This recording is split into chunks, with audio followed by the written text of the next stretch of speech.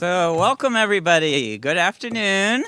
My name's Richard Huey. I am Vice Provost and Dean of Undergraduate Education, and I want to thank all of you for joining us as we establish the Robert Headley Presidential Chair in Integral Ecology and Environmental Justice.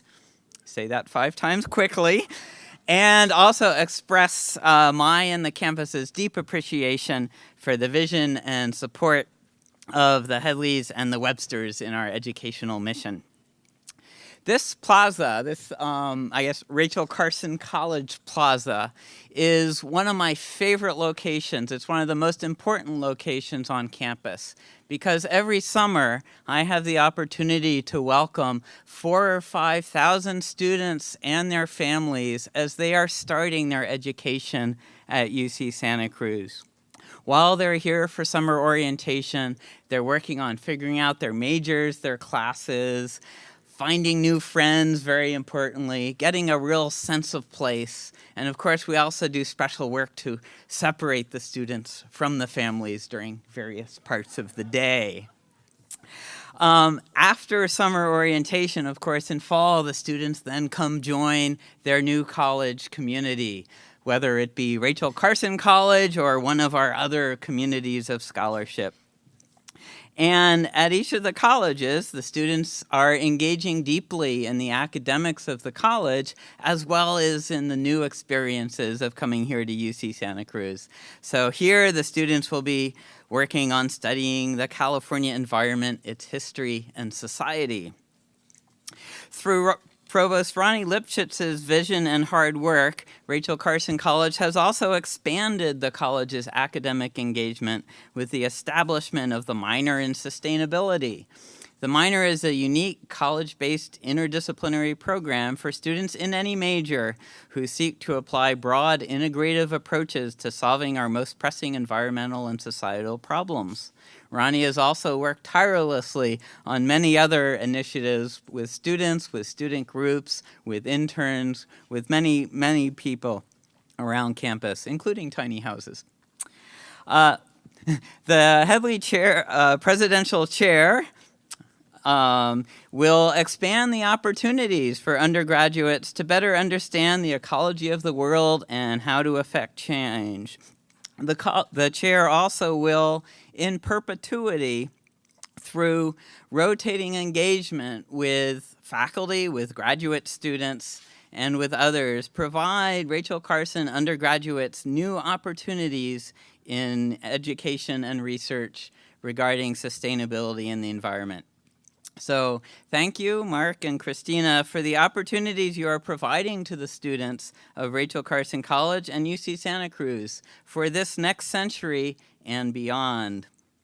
It is now my great pleasure and honor to introduce George Blumenthal, our Chancellor, astrophysicist, and banana slug extraordinaire, who will officiate this starting point in the new history of the Robert Headley Presidential Chair.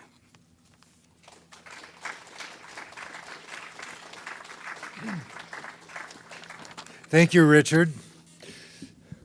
Well, welcome to all of you. I'm so delighted to see you here today. You know, chairs, and in particular these presidential chairs, are a major priority of mine, and they've been a priority throughout the campaign for UC Santa Cruz, which is, of course, going to be wrapping up this June. And in that campaign, we raised a total of $316 million. We engaged 57,000 donors. And as I said, we will wrap this campaign up 6 months early on June 30th. But within this campaign, we raised 16 new endowed chairs. And I believe those chairs will have a lasting impact on the campus. I think they are essential to recruit and retain the very best faculty, the very most committed faculty at the university. The chair gives them resources and it gives them some freedom. It helps to boost diversity and it allows them to test new ideas, to do something a little daring, to try to do something maybe a little non-traditional, and that's basic UC Santa Cruz. This particular chair, the Robert Headley Presidential Chair in Integral Ecology and Environmental Justice, is itself a little non-traditional. And I'm pretty excited about that. Endowed chairs are usually affiliated with academic programs or areas. This is the first chair on campus that's actually affiliated with one of our residential colleges, in this case, Rachel Carson College. It is dedicated to educating UC Santa Cruz students about the conceptual and applied aspects of environmental science and stewardship. It was made possible through a collaboration between Mark Headley, his wife Christina Pehl, and the Helen and Will Webster Foundation, and it was a part of the package that led to the naming of Rachel Carson College, so it's really very meaningful. Mark himself, who is a proud banana slug, Stevenson, 1983, has been a generous and involved alum. He previously made possible the Dorothy E. Everett Chair for Global Information and Social Entrepreneurship. That was the first chair in the UC system named after a staff member. This chair is named in honor of his father. And so this will be the second chair in the UC system named after a staff member. Robert Headley devoted his professional life to the University of California. Nearly all of his 40 years of service were in the Office of the President's System-Wide Personnel Administration.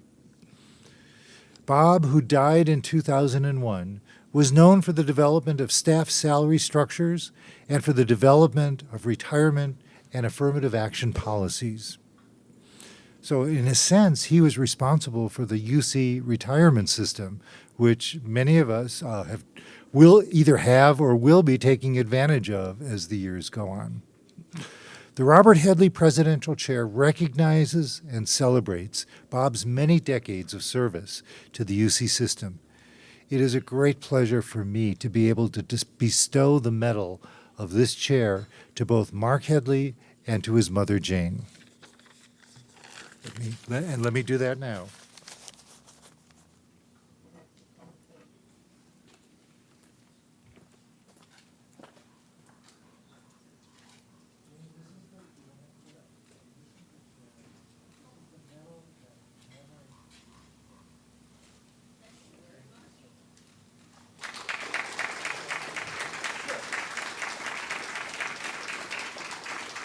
I'm sorry, Mark, do you want to come up? What am I?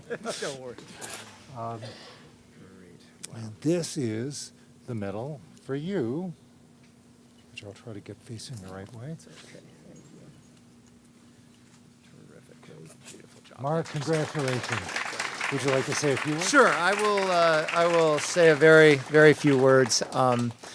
Bob Headley, Robert Ross Headley, was a very cool father, and I tell you, he's a generation that's largely gone now. He grew up in the Willamette Valley and ended up out in Arizona when his mother got tuberculosis when he was a young child. She died there.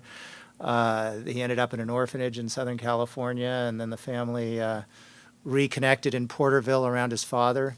His dad was a carpenter, and he decided he didn't want to build houses. It was too much hard work, and he got into Porterville Junior College. And I don't know the exact year, but he actually scored high on some tests there. He'd been struggling with what I'm sure wasn't identified yet as pretty extreme dyslexia. He'd gone through third grade 3 times as a kid. And but his scores got him into the UC system. And one of the interesting stories that is he had one professor who was very supportive of going to Berkeley and another teacher there who tried to stop it because he thought he was inappropriate material for the UC system. So one way or another, in 1932, he landed at Cal and got through the whole experience, and I think, ended up really loving the notion of a public university that let people come from some of the most disadvantaged sides of society and really succeed. He just loved to watch us kids grow and be brothers. There's 3 of us here today. We're missing my brother George. He used to love to work around the yard, to rake, to mow, and he told me one day it's really, some of the only happy memories of his childhood were raking up the leaves in the fall and playing in them. The rest of it was pretty grim. So he had a tough life, and I think UC really gave him a path out of that, and I think he loved dedicating the rest of his life to helping the UC system. And the group, he ended up going to officers training school in World War II and picked up the personnel profession there, and hired Dorothy Everett. Was that at the counseling center or when he was moved to the office of the president? At the counseling center. So yeah, they got started at the counseling center where my mother worked for close to 4 decades at Berkeley, and they both moved to the office of the president, Dorothy and Bob. And, I grew up surrounded by this. My older brother David would be the young fiery radical at Berkeley High in 1969, and my dad was right there in the heart representing the administration and why People's Park should become a soccer field or whatever it was. And those battles went on endlessly in the streets and over our dinner table. So it was just really a rich and constant experience. I really just want to say thank you, Dad, for pushing us all towards a good education and really understanding what it's like to have a pretty severe learning difference. And, I continue to be amazed at how far he went, although Dorothy Everett always told me he should have gone farther, and she kept pushing him, but he didn't want to. He was happy with what he did. I just want to say the Websters made this all happen. I really, really appreciate their tremendous efforts around the campus. I'm sorry they're not here today, but I want to say a huge shout out and thanks to their efforts here. I think it's so great to have a foundation family and a couple that are so committed to the campus, and it's just a pleasure to come in alongside and work with Ronnie and Jeff Schilling and all the tremendous support we've gotten from Chancellor Blumenthal and the Everett Center. Everett program over on College 10, if you haven't visited, go by and see. This is Paul Lubeck's brainchild, one of my absolutely core professors. I don't see Alan Richards here today. He didn't quite make it, but 2 of my professors that I had multiple courses with back in the day are still actively involved, and we got Alan to give a speech there just a couple weeks ago to a big gathering. It was really fun. So with that, many thanks to all of you, and really appreciate you for coming today.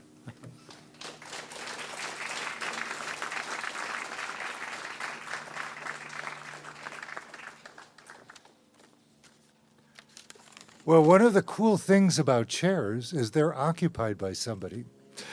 And I'm very happy right now to introduce Ronnie Lipschitz.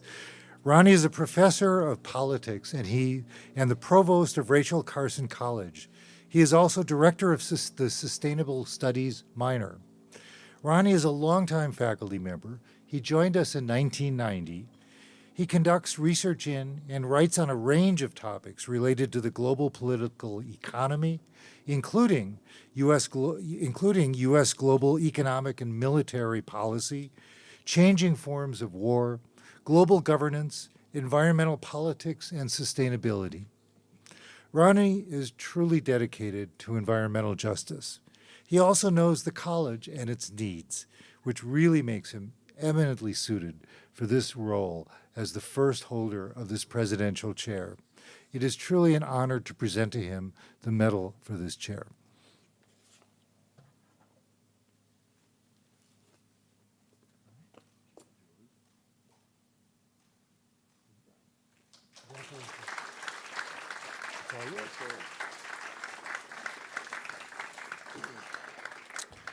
All right.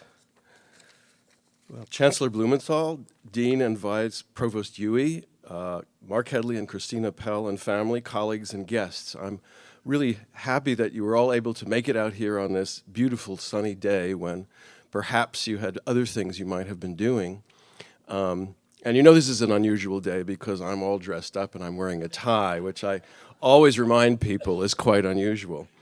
This event is a little bit, the term investiture, people have been asking me, what is investiture? And I have to say, it sounds a little bit like internment, to tell you the truth. But I understand, that that's not really what it involves. So I can't begin to tell you what an honor and a thrill it is to be chosen as the inaugural holder of the Robert Headley Chair of Integral Ecology and Environmental Justice at Rachel Carson College, and I'll explain the name to you in just a moment. As provost of the college, formerly known as 8, for the past 5 years, I'm especially pleased by this opportunity to further the college theme, student learning and research, and student success at UCSC. And more about that in a few moments. I do want to thank Mark Headley and Christina Pehl for their role in endowing the Headley Chair, and of course the Helen and Will Webster Foundation and Claudia and Alec Webster, who are, I gather, in Japan somewhere, for their confidence and support in naming the college in honor of Rachel Carson. I also want to convey my thanks to UCOP and President Napolitano for making this a presidential chair.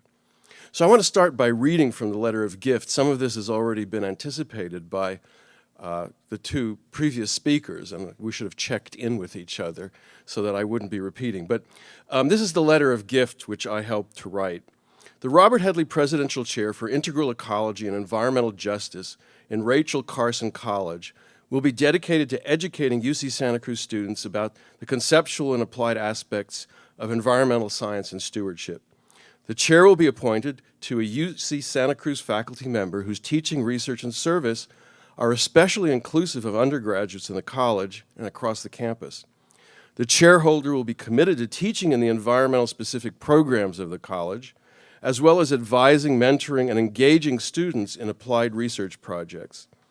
Through participation on committees and in activities on campus, across the UC system, in California, nationally and internationally, the chairholder will foster the creation and communication of knowledge in the area of environmental science and stewardship. The chairholder will use a portion of the chair fund payout to encourage graduate students to participate in the college's programs and activities. Some of you might be curious about integral ecology and environmental justice and how it was selected as the focus of the chair. The group of people involved in naming the chair, the Headley Chair, and deciding what the Headley Chair would be a chair in, sought an appropriate inclusive description that could communicate the broad focus on environment and society at Rachel Carson College. And we did have some go-rounds on this because people had different ideas and different terms seemed to imply different focuses and directions. As it happened, I had recently completed a review essay on climate change that had also pointed me to Pope Francis's 2015 encyclical, Laudato Si, on care for our common home. According to the encyclical, quote, an integral ecology is inseparable from the notion of the common good, a central and unifying principle of social ethics. I looked through the encyclical, and nowhere is there an explicit definition of the term. You have to read the whole thing to find the bits and pieces that are scattered throughout the document. But it also says that, quote, strategies for a solution to the ecological crisis demand an integrated approach to combating poverty, restoring dignity to the excluded, and at the same time protecting nature. Now, I have to confess I didn't agree with everything in the encyclical, but I could not disagree with that. And who could argue with it? So I proposed adding environmental justice to the name because, as the encyclical says, saving nature requires a just and equitable human civilization, and it made it clear. So clearly this is not something that's going to happen without active commitment by informed people. And one of the most important tasks facing us today in education is ensuring that our students are literate in reading, writing, and speaking, a job that the college provosts are very, very much focused on, are well informed about the challenges we face, which is what the faculty is there for, and have acquired the critical skills required to separate the wheat from the chaff in the blizzard of noise that today passes as information and knowledge. With climate change we have caused staring us in the face, the sixth great extinction being heedlessly pushed forward due to our heedless activities, and dogged resistance to acting more boldly on this problem than was ever the case in the past, it is even more incumbent upon us to make sure our graduates become activist citizens. Rachel Carson is not the only UCSC college pursuing these goals, but with these two new endowments, I hope it can take a lead in bringing together UCSC's already substantial range of activities and investment in environmental policy and resource practices, ecological research, and sustainability to make the campus an even greater academic and research leader in this area. As some of you know, one of my goals on assuming the provostship of the was then College 8 was establishment of the minor in sustainability studies, to which Richard referred. It's now completing its 3rd year, and its permanent status has just been approved by the Committee on Educational Policy, which I must thank for that decision. My colleagues' goals and my goals in launching this minor were first to build on the initiatives of my predecessor, Professor Raji Rajan, in environmental studies, who recognized the need for interdisciplinary knowledge and action for a green economy. The second goal was to provide students with the skills and opportunities they will need to, in effect, save the world. It's a big task, obviously. We have 4 students present here today who I invited, who are participants in the learning and research activities of the college and the campus, and I hope and think that they will help in realizing that goal, and I just want to acknowledge their presence. A minor, however, is hardly enough to make more than a small dent in the need, especially when our students are increasingly concerned with getting into their majors, graduating, and finding employment. As it serendipitously turns out, I think, integral ecology also provides the opportunities to reach out to proposed STEM majors, that's science, technology, engineering, math, and I think some other things, who may have difficulty with the classes they need to qualify for those majors. This year, with one-time funds from the Office of the President, Rachel Carson and Oaks College were able to pilot 9 sections of a 2-unit STEM success class, enrolling about 90 students over 2 quarters. The class is designed to help students learn and improve and develop effective strategies and practices for succeeding in those prerequisites and qualifying for those majors, which right now is not an easy thing. I plan to institutionalize this class at the college next year, and I hope that it is replicated at the other colleges. And I think that may be as important as the sustainability study minor. So I have other plans for the 2 years of the chair and my final year as provost of Rachel Carson College, but I think I'm running out of time, so I won't speak about them here and now. In closing, however, I want again to convey my thanks and gratefulness for this signal honor and my intention to meet the expectations that the chair imposes on me. Thank you.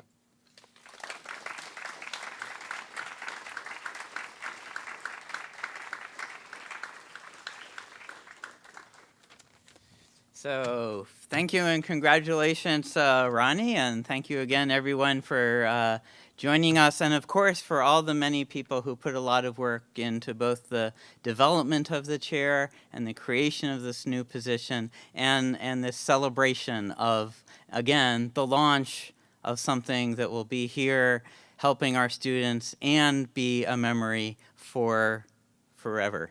So thank you very much. There's a little bit more reception behind you, and I know some of you are joining the dinner, which will be over here at some point. So thank you.